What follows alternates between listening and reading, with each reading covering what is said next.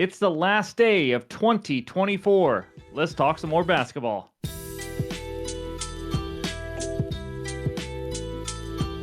What's going on, everyone? Welcome back in to another episode for Just a Bet Outside. I am your host, Steven, and welcome to the last day of the year. That's right. Happy New Year's to everyone. Hopefully, you guys have a safe and good New Year's. I know as a parent and a husband, we will be celebrating at Eastern time zone because my wife will be in bed by 9 o'clock. But either way, hope you guys have a good one. And we went 2-2 yesterday. We'll talk about that in the recap in just a little bit. But because it's the last day, I just have to reflect and say I am so incredibly thankful for you guys for supporting us day in and day out this whole entire year.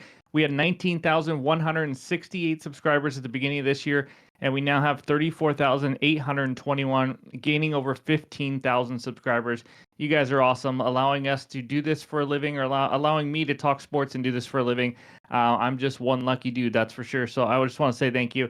And because of all the support, we're going to give one free month of Outlier to 3 random people. All you got to do is like the video and leave a comment below.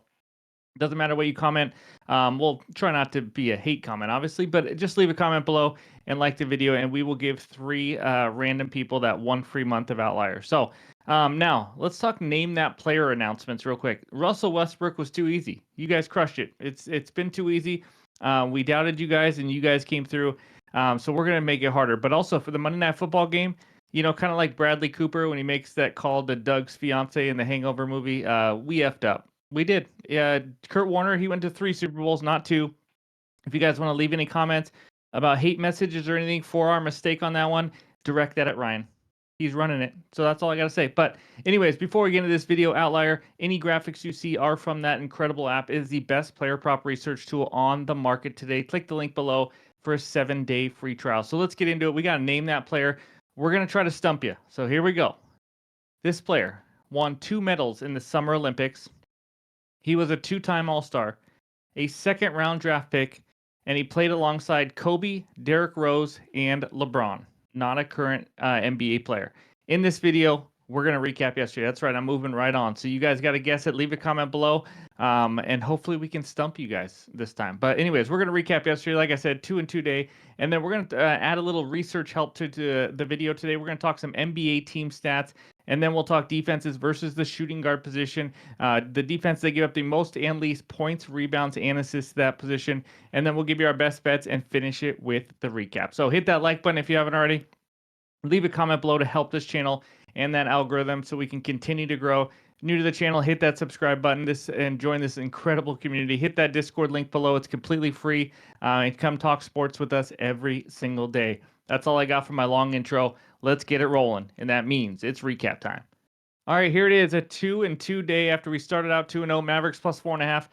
You guys know the drill. If you just saw the box score and said, what are you doing? They were terrible. They sat Kyrie Irving. They did not play Klay Thompson, 2 guys that I thought were going to be in. So, I mean, we take the L there. Nothing we could do. The NBA just screwed us because that's what they do. They just rest players randomly. And then Josh Giddey over 13.5 rebounds plus assists. He had 13 at the end of regulation and then went bonkers in overtime. But he had so many more chances. The Bulls were bricking every single shot everywhere. So he should have gone over 13.5 in regulation. We were unlucky in some of those, but also lucky because of overtime. So take it for what it is. Either way, it's a 1-unit win. And then Trace Jackson Davis under 11.5 points. What if I told you he was the leading scorer of all Warriors starters? Yep, that I can't even make it up. They just left him on pick and rolls, and he just had these tiny little easy alley-oops. That's it. He had 1 putback, I think, on an offensive rebound. They got blown out, and he still went over this pretty easily. I just take the L there. Vucevic over 1.5 threes gets the job done in the third quarter. Nice little cash there. So again, it's practically a break even. 1-1 on the 1 units, 1-1 on the half unit plays. 35-19 on the player prop unders this year. There's the overall record, 120 and 98, up 10.6 units. So that's what we got for the recap. Now let's talk some NBA stats. All right, we did this at the beginning of the season. I'm going to try to incorporate more of these in the videos. I'm going to talk some NBA team stats. So here we go. Last 10 games. On the left side is defensive numbers. On the right side is offensive numbers. So on the left side, we have the best teams and the worst teams defensive rating. Now, this is the last 10 games, not over the course of the season, just to kind of give you a snapshot of how it's been going for some teams, and it kind of opens your mind a little bit. So if they're in yellow, that means they're on both best offensive rating and the best defensive. If they're in red, they're on the bottom 7 worst defensive and bottom 7 worst offensive. So like I said, you got the Knicks at number 2 defensive team. That was not the case early in the year. They're playing better, along with the Cavs and the Grizzlies. All three of those teams happen to be in the top 7 of defensive rating, and over there on the right side in yellow, the top 4 actually in offensive rating: the Cavs, Grizzlies, and Knicks. So just something to keep in mind and kind of let you guys know how these teams are playing. But on the worst defensive rating, you see right there, the Warriors and Wizards are tied at 115. And then if you look over at the worst offensive ratings, look at the Warriors at 25 and the Wizards at 26. Guys, the last 10 games, if you just base a team off their offensive and defensive rating, the Wizards and Warriors are no different. It's just wild. Obviously, there's more to basketball than that, but it just kind of shows you how much the Warriors are, in fact, struggling. And then you got the Raptors as well, 28th in defensive rating, 28th in offensive rating. Just a bad team, like we all know.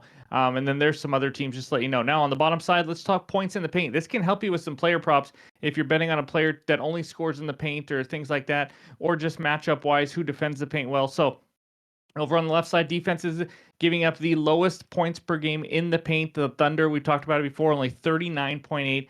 Nets, T-Wolves, Magic, Pistons, Bucks, and Clippers all defending the paint well. Again, this is the last 10 games. And then the opponent's points in the paint, the worst. That's right, the bottom 7 teams. You see down there, the Hawks giving up the most in the last 10 games, 54.4. Raptors, Wizards, Pelicans, Bulls, Lakers, and Grizzlies. So then you go over on the right side, points in the paint. Nuggets are scoring the most, and it's not even close in the last 10 games. 63.4, with the second place being the Grizzlies at 54.6. So Grizzlies struggling to defend the paint, but they are scoring in the paint quite a bit. And then you got the Knicks, Hawks, Rockets, Raptors, and Thunder as the 7 best defensive teams defending the paint. And then the worst teams, Jazz, no surprise. Wolves, a little bit of a surprise.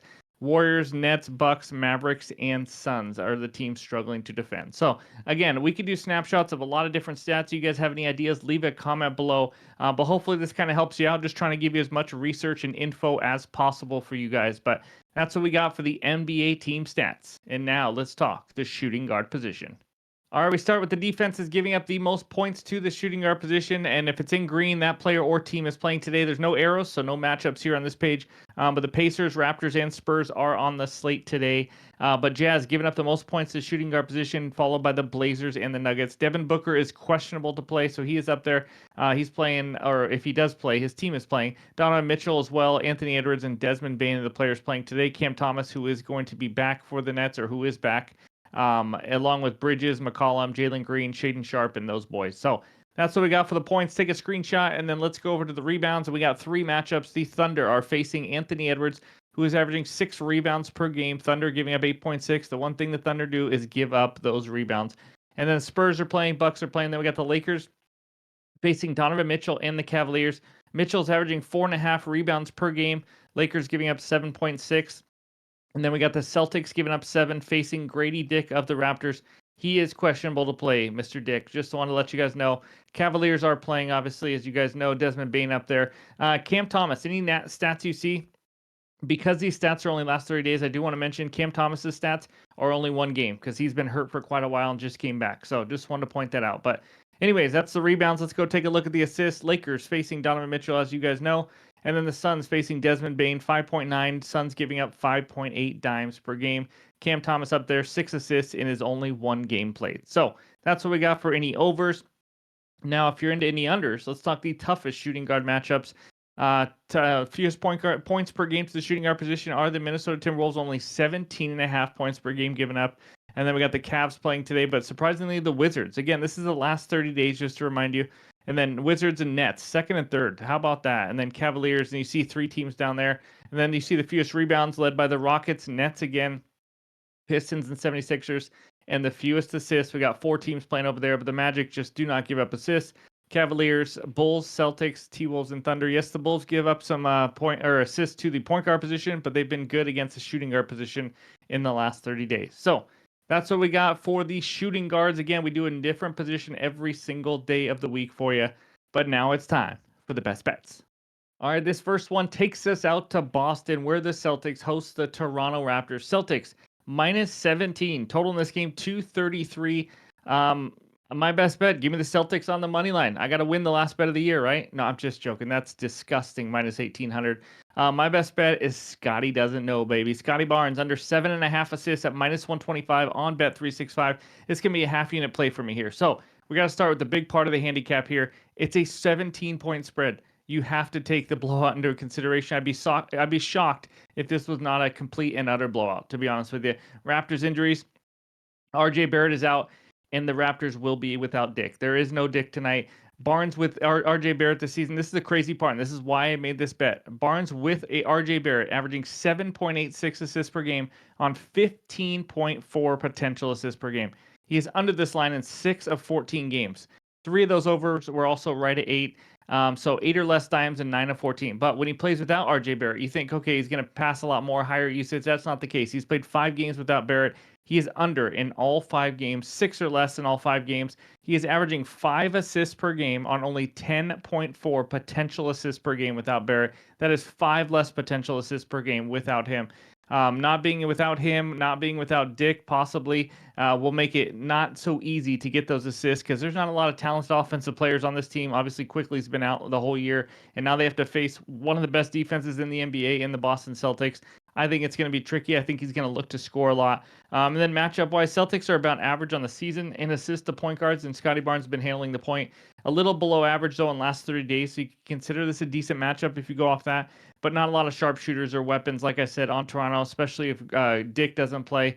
I think we see an aggressive Barnes, and he just tries to score, but obviously that's not going to do the trick. I think they're going to get blown out here. So again, he hasn't had more than 8 dimes in 6 straight games. He's low numbers with RJ Barrett out of the lineup. So gimme Scotty doesn't know under 7.5 dimes as my first best bet. All right, this second one takes us out to the desert where the Phoenix Suns host the Memphis Grizzlies. Suns minus 5.5 total in this game is 235.5.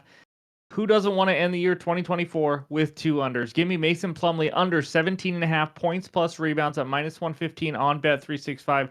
This is a half unit play. Little off the radar, obviously, for this one, but here's the deal. Yusuf Nurkic is out again. That means Plumlee's going to play a little bit more. Plumlee's already played in 8 games without Nurkic. As you can see by this screenshot from Outlier, he is under in 6 of 8, including under in 6 straight. And in fact, in the last 6 games, he hasn't gone higher than 14 PRs in any game.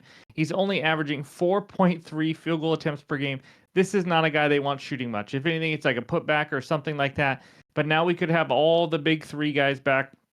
Bradley Beal and Durant are already back, and looks like Booker might play as well. His usage is going to go way down. He is the last person they're going to want to shoot when he is on the court. He's had 12 to 16 rebound chances per game in the last 6 without Yusuf Nurkic.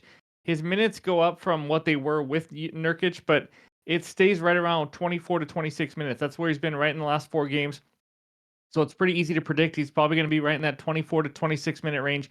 They're not going to want him on the court a ton. He's not a guy where they're all of a sudden going to say, I can't wait to have Plumlee out there for 32 minutes. That's just not going to happen. Now, matchup. Grizzlies are a good matchup for Plumlee. That doesn't really matter to me. I'm going to be honest. His usage is so low, the kind of player he is. Memphis will be without Zach Edey, it looks like. And as you guys saw earlier, they do give up some points in the paint. I don't think it's going to be because Mason Plumlee is lighting him up, though.